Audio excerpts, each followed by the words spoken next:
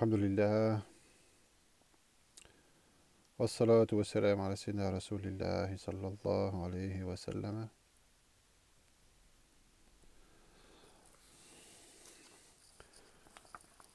Assalamu alaikum wa rahmatullah. Nous sommes dans la 9e séance de présentation des Lawaqih al-Qudusiyya. On appelle, que j'ai appelé Adab al-Tariq, convenance de la voie. Dans l'introduction, qui est une présentation générale des Adab et du dhikr, et de la voie et du dhikr. Et là, on est dans la partie où sont présentés les 20 adab concernant la pratique du dhikr, 5 avant, 12 pendant et 3 après. Et là, donc, on est dans la partie des 3 adab qui sont à respecter après le dhikr. Et qu'on fait, on va lire ensuite des considérations sur les fruits de la répétition de la shahada. Bismillah. Oui, peut-être un petit chapitre sur l'exposition des fruits de la transmission initiatique. On va voir, Inch'Allah. Bismillah. Tawakkalna ala Allah. Subhanahu wa ta'ala. Donc, pour les 3 règles à respecter après le dhikr, la première est de se taire pendant le silence. C'est-à-dire de respecter le silence qui suit le dhikr, avec crainte révérentielle, khudu', en se concentrant avec son cœur dans l'attente de la réalisation spirituelle concordante au dhikr, c'est-à-dire al-warid. Il se pourrait que ce qui surviendra à la suite de cette séance de dhikr soit plus important que ce qu'on obtiendrait de 30 années d'efforts et d'exercice spirituel. Peut-être surviendra-t-il une ouverture d'ascèse et l'on deviendra alors ascète. Une ouverture relative à l'aptitude à supporter les méfaits des créatures et l'on deviendra alors patient.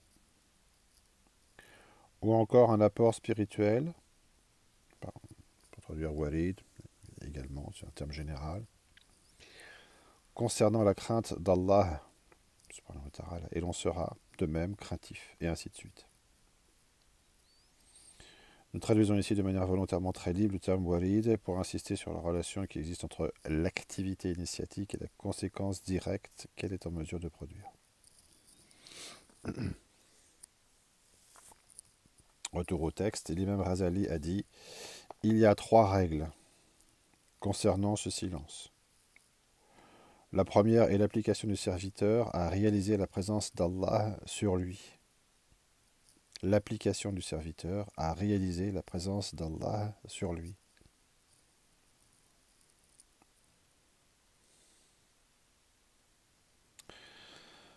Qui est entre les mains d'Allah subhanahu wa ta'ala. Deuxièmement, la deuxième consiste à rassembler ses facultés corporelles, c'est-à-dire ses sens, de telle sorte que l'on ne bouge pas d'un poil. بحيث لا يتحرك منه شعر. Comme l'état du chat qui s'apprête à bondir sur la souris. C'est précis. C'est-à-dire avec une extrême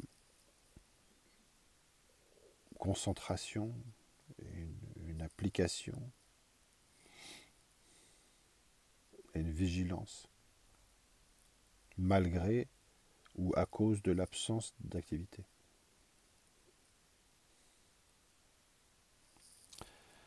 La troisième est la négation des pensées suggestives dans leur ensemble, en maintenant la pensée Allah, Allah, Allah sur le cœur.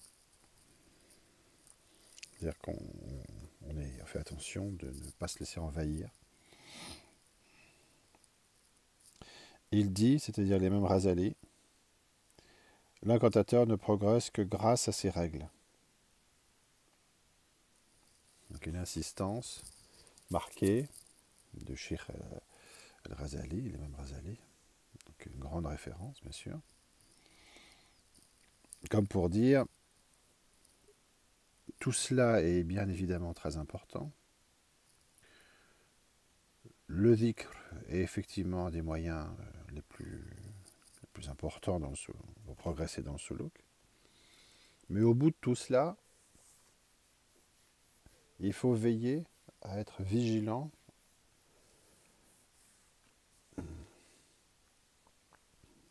après le dhikr.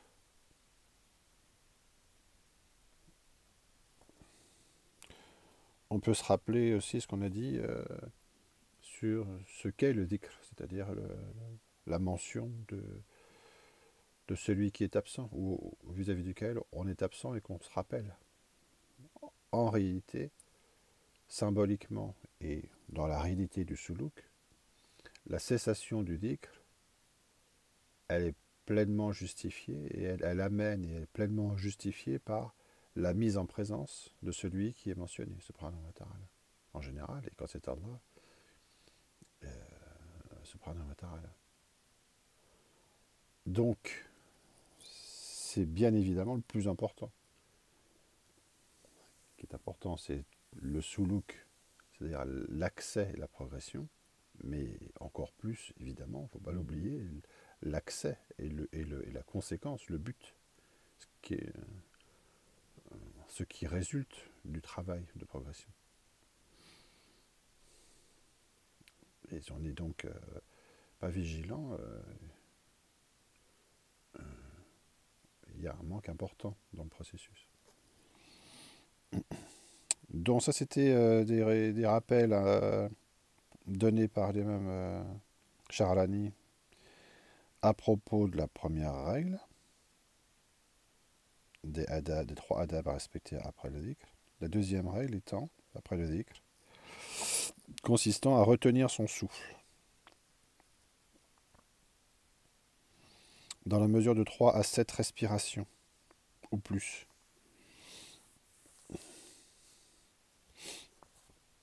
Afin que l'événement spirituel, toujours le même warid, c'est-à-dire ce qui survient, ce qui arrive, circule dans l'ensemble de ses membres. Et qu'ainsi sa faculté introspective, le basira, s'illumine, que les pensées de l'âme individuelle et du diable se séparent de lui, que le voile lui soit enlevé. Donc, sans parler véritablement de yoga du zikr, on voit une illustration de l'importance du contrôle du souffle. Bon, on pourra peut-être un jour donner un peu plus de précision sur ces choses-là, mais c'est effectivement assez fondamental et important quand même. À la fois lors du développement du zikr par lui-même, mais aussi pour fixer les résultats du travail du zikr lui-même. Pour intégrer les résultats. Troisièmement, la règle consiste à se retenir de boire de l'eau froide après le dhikr. Se retenir de boire de l'eau froide après le dhikr. Celui-ci produit en effet une chaleur, c'est-à-dire une agitation interne. N'oublions pas qu'il s'agit d'une vibration, on peut dire aussi, ou d'une illumination, mais la lumière est une vibration. Donc la vibration, elle est soit sonore, soit lumineuse, mais elle est de même nature. Il s'agit de faire vibrer l'être corporellement de la tête aux pieds. extérieurement et intérieurement, selon tous ces éléments constitutifs. C'est la notion générale, pour mettre l'être en vibration par rapport à son principe, pour atteindre des degrés plus élevés dans ce qui le relie à son principe.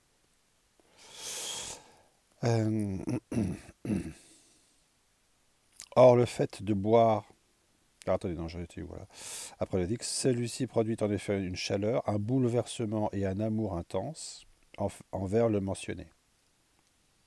Ça veut dire la même chose. Ce qui est le principal effet recherché par le dhikr. Or, le fait de boire de l'eau éteint la chaleur en question. L'incantateur doit veiller à ces trois règles, car les bénéfices du dhikr en découlent et Allah est plus savant. Bon, alhamdoulilah. Donc là, nous sommes à la fin de ces règles. Ensuite, on peut envisager l'exposition des fruits de la répétition de la shahada. Sache que les fruits de la répétition de la shahada peuvent être d'ordre général ou particulier, et qu'à chacun d'eux correspondent des hommes spirituels. En ce qui concerne les fruits généraux, ils consistent en l'accès, par leur attachement lui-même, à la chaîne des initiés. On devient par là même comme un anneau d'une chaîne en fer. Quand il se meut pour une affaire, c'est tout le reste de la chaîne, l'anneau, quand il se meut, quand il est mobilisé pour une affaire, c'est tout le reste de la chaîne qui s'agite avec lui.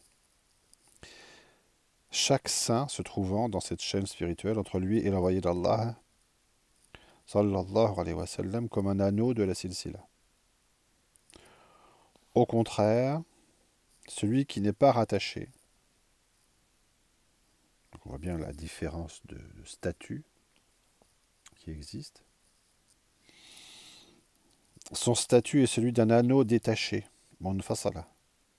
Lorsqu'il se meut pour une affaire qui lui arrive à l'improviste, personne ne lui répond à cause de son manque de lien initiatique. L'importance qu'il y a, même quand on est rattaché, à prendre conscience et le faire consciemment avec la niya qui importe, qui va avec l'acte, le travail initiatique qui correspond.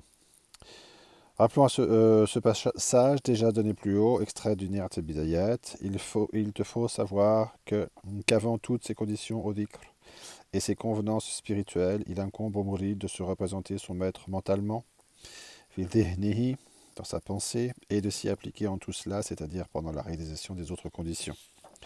Ceci,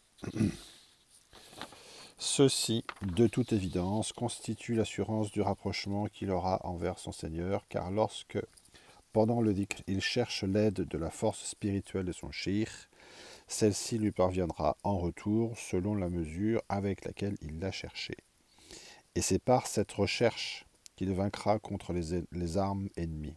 Le cœur de son shir accompagne en effet le cœur du shir de son shir jusqu'à la présence prophétique. Or, le cœur du prophète, sallallahu alayhi wa sallam, est constamment orienté vers la présence divine.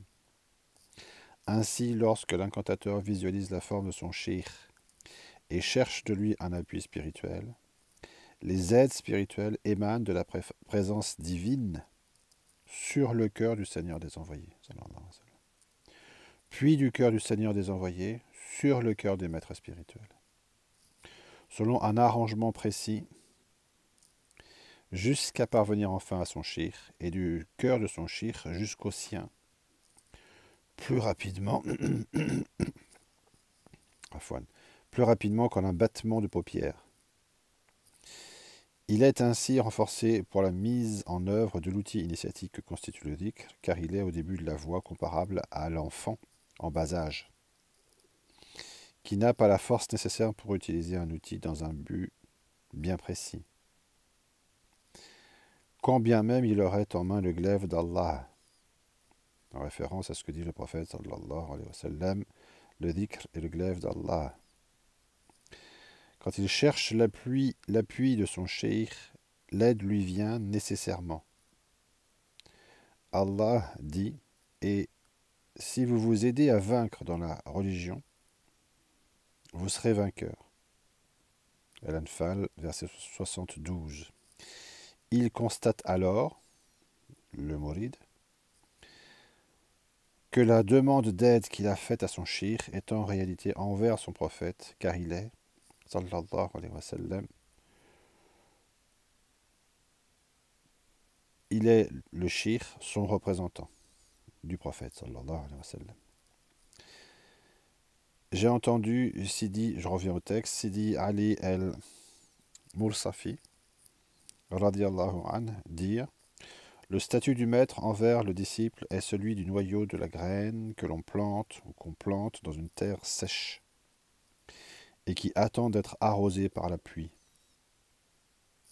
La satiété du plant, sa croissance, sa nourriture, ainsi que le développement de ses feuilles, dépend de l'abondance ou du manque d'eau dont elle a bénéficié sous le rapport de l'arrosage qui a été effectué, c'est-à-dire le travail du mouride, et non pas sous celui de la manière dont le shir l'a planté. C'est le mouride qui travaille.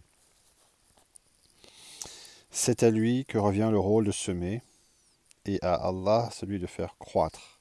Subhanahu wa ta'ala. Il se peut que le maître plante une semence chez le disciple et qu'il meure, le maître.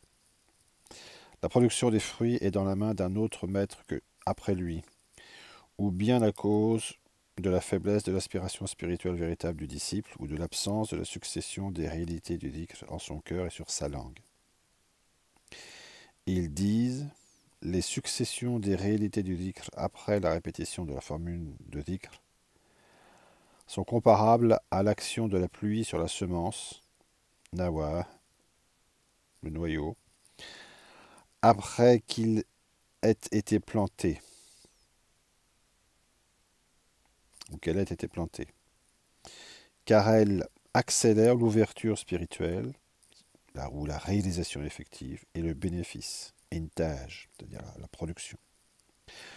On sait ainsi qu'il ne suffit pas au mouride d'être uniquement présent avec les fuqara à la séance de dhikr matin et soir, ainsi que le font la plupart des mouridines en ce temps. On a fait un décompte de ça précédemment. 2 fois par jour pendant 16 jours, ça fait 14 séances de dhikr par semaine. En commun, à ce moment-là. Il en va des fruits d'un tel dhikr comme si on arrosait d'une goutte d'eau la semence le matin et d'une goutte d'eau le soir, alors que le soleil et le vent auraient agi entre-temps. Cela ne suffit pas à imprégner suffisamment la terre de la semence.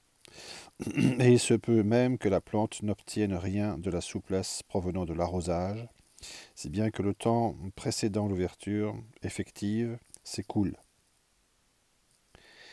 et que l'on peut même mourir sans avoir réalisé quoi que ce soit. En commentaire, l'auteur rappelle alors qu'il écrit dans la deuxième moitié du Xe siècle de l'Hégire qu'un certain aspect quantitatif n'est certainement pas à exclure de la pratique initiatique. Alors qu'on était, même dans ces temps-là, dans des conditions éminemment plus favorables que celles que l'on connaît maintenant. Qu'en est-il donc plus de 4 siècles plus tard? Comment maintenir une humidité et une souplesse, entre guillemets, du cœur suffisante, alors que les pollutions du milieu n'ont jamais été si puissantes et agressives?